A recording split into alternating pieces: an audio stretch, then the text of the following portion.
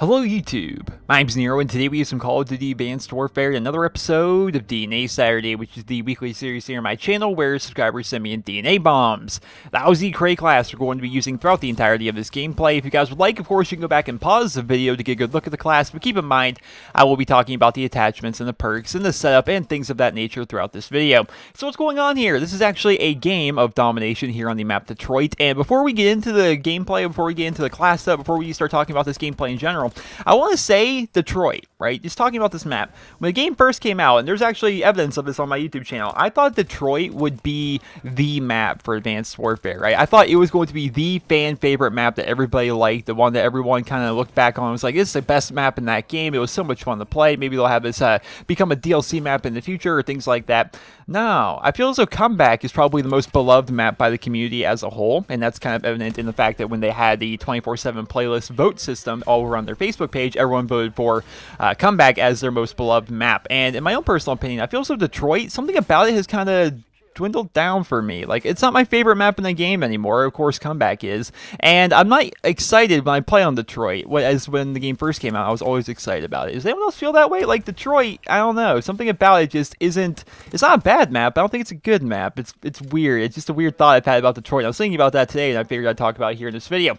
So what's going on here besides that? Once again, game of domination here on the map Detroit. This is actually sent in by a guy that goes by the name of Ghost619, who is a legend here on my YouTube channel. Actually, this may be the last time he's ever actually featured here on my channel because he might end up breaking a rule for DNA Saturday here. One of the rules for DNA Saturday, which at the end of this video shows you all the rules and stuff that you need to follow and all things you need to abide by to get on DNA Saturday. One of the rules is you cannot be over 10,000 subscribers or be a part of a team that has over 10,000 subscribers. So you think of a lot of the YouTube teams that are out there and such. So basically his channel's growing a lot now. He's just under 9,000 subscribers. And I wish him all the best, and he sent in this great gameplay. And I actually did some research.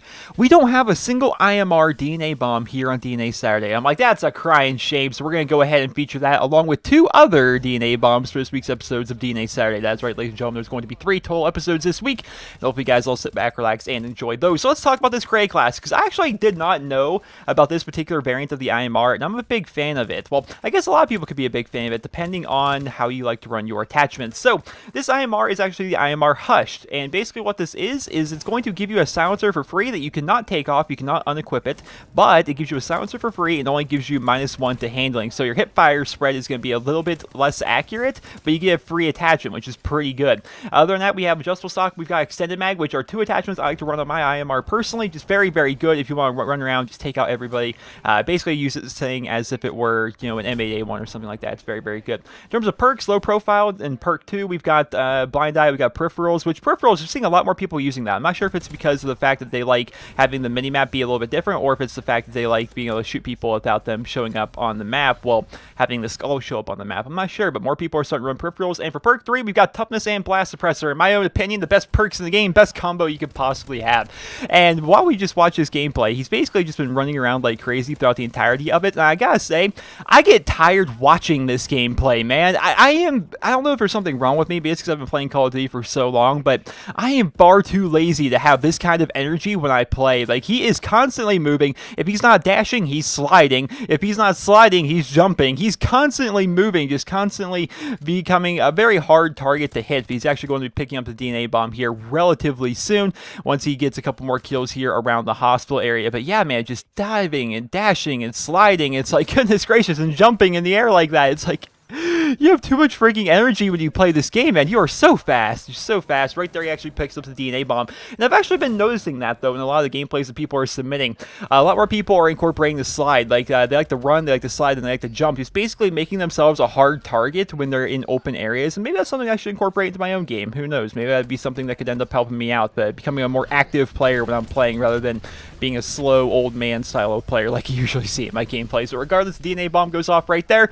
Very nice overall DNA DNA Bomb. Actually, with the IMR, I said in last week's episodes of DNA Saturday that I would like, before the end of DNA Saturday, like before the end of the game's life cycle, before Black Ops 3 comes out and stuff, I would like to have every single gun, or at least every primary weapon in Advanced Warfare to actually be featured here on the show, and we can check that off now. Now the IMR has been featured, but a final score there of 41 kills and 1 death, of course, with the DNA Bomb. That was a very nice overall gameplay to you, Mr. Kago619. Thank you for your continued submissions and amazing gameplay you've been sending in. We'll be talking about his channel here coming up. I hope you guys all enjoyed this week's episodes of DNA Saturday, and if you did, please be sure to leave a rating where you guys feel he deserves. And if you guys would like to submit your DNA bombs for our next piece episode of DNA Saturday, watch the video. It's on your screen right now. You can click the annotation or click the link to it down in the video description, but regardless, you need to check out that video so you can follow all the rules and all the regulations for submitting your stuff for DNA Saturday. If you guys would like to check out Mr. Ghost619, you can find him over at youtube.com/CODGhost619. So the legend himself, he's been featured more times on my channel than anybody else with these 2 series that we've done so far. We've done Chem Strike Saturday,